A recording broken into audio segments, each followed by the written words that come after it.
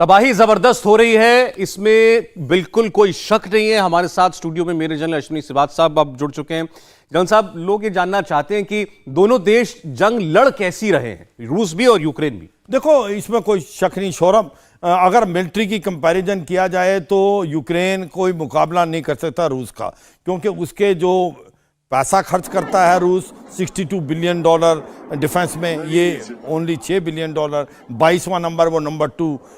अगर हथियार देखो, चाहे वो टैंक्स देखो, चाहे एयरक्राफ्ट देखो, एयर डिफेंस सिस्टम देखो, 10 गुना था। मगर जब लड़ाई हुई तो उसने कुछ और ही रूप आया कि जिस प्रकार से यूक्रेन आज लड़ा है, ये मानना पड़ेगा कि उसकी जो लड़ाई आर पार की थी, और मुझे लगता नहीं, सपने में नहीं सोचा था कि रूस ने कि इतनी लड़ाई चलेगी। अब क्या हो रहा है, अभी देखो, इसका मतलब ये है कि आज की तारीख में अगर रूस को इसकी विक्ट्री अपनी माननी है तो कीव को लेना पड़ेगा, क्योंकि वो पावर सेंटर है, सेंटर ऑफ ग्रेविटी है, और कीव इतनी जल्दी गिर नहीं रहा। अभी उन्होंने क्या किया, एयरपिन जो एक टाउन है 20 किलोमीटर, उसको लिया है। मैं इस कीव में रह चुका हूं तो मुझे मालूम है 60 से 65 किलोमीटर का दायरे में ये कीव है। इसके चारों तरफ जो बिल्टअप एरिया है वो कंजस्टेड है, टैंकों का और बस्तरबंद गाड़ियों का अंदर घुसना बड़ा मुश्किल होगा। अब मुझे लगता है जो लड़ाई की प्लान है रूस की है कि वो पहले इंटरनेट कनेक्शन काटेगा, उसके बाद वो जो है बिजली पानी, और फिर वो अपना सब कुछ झोंक देगा,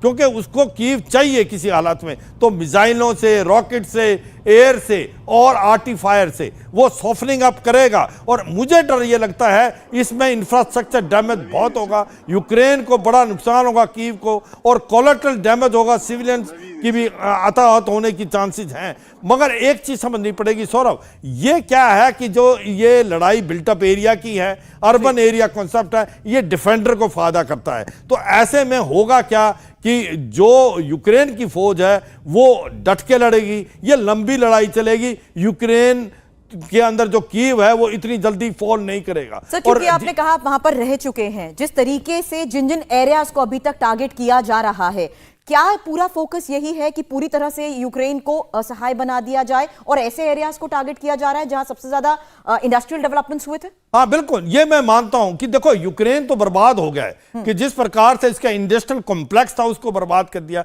आप इसके न्यूक्लियर पावर प्लांट देखें, चोर्नोबिल ले लिया, जोपोरिजिया है वो ले लिया, तीसरे न्यूक्लियर पावर प्लांट की तरफ जा रहे हैं। जिस प्रकार से एक प्रकार से इंफ्रास्ट्रक्चर का नुकसान हुआ है वो बड़ा टाइम लगा। मैं 2-3 चीजें बताना चाहता हूं। ये लड़ाई है रूस और नेटो, मतलब अमेरिका की, और इसके अंदर बलि का जो बकरा बन गया है वो बन गया है यूक्रेन, और यूक्रेन फंस के खड़ा हो गया। आज यूक्रेन को सबसे बड़ा डैमेज है, पर फायदा किसको होगा? 2 देशों को। एक तो होगा कहीं ना कहीं अमेरिका को, जो कि अपना ऑयल और गैस जो रूस देता था आज वो यूरोप में बेचेगा और हथियार बेचेगा।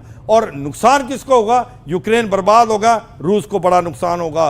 रूस को समझना चाहिए geo economics is more important than the military power. वो कैसे नुकसान होगा? उसकी इकोनॉमी कोई ज्यादा बड़ी है नहीं, और जिस प्रकार से अभी रूस को भी नुकसान हो रहा है, उसको लगता है जो सैंक्शन लगाई है ये सैंक्शन बहुत विभिन्न है, तो इसका इंपैक्ट क्या होगा आने वाले टाइम में? रूस भी स्ट्रगल करेगा। ऐसे में चीन का वो सेकंड फिडल बन जाएगा। 2 देश हैं जो इसको हंसेंगे, एक तो अमेरिका और एक चाइना। बाकी सभी को नुकसान, भारत को बड़ा नुकसान होने वाला है। ये याद रखो कि हमारे पेट्रोल और गैस की कीमत बढ़ जाएगी। अभी 120 बिलियन जो है आपका डॉलर पर बैरल हो गए, और अभी देखो इलेक्शन है इसलिए ये रेट बढ़ाए नहीं गए। जैसे ही इलेक्शन खत्म होते हैं आप देखेंगे 15-20। जैसा आपका मानना है कि अंत में रूस को इस पूरी कार्रवाई का नुकसान ही उठाना पड़ेगा? बिल्कुल बिल्कुल। इंडिया टीवी हर वक्त हर जगह डाउनलोड करने के लिए सर्च करें India TV news Google play store या ऐप स्टोर पर।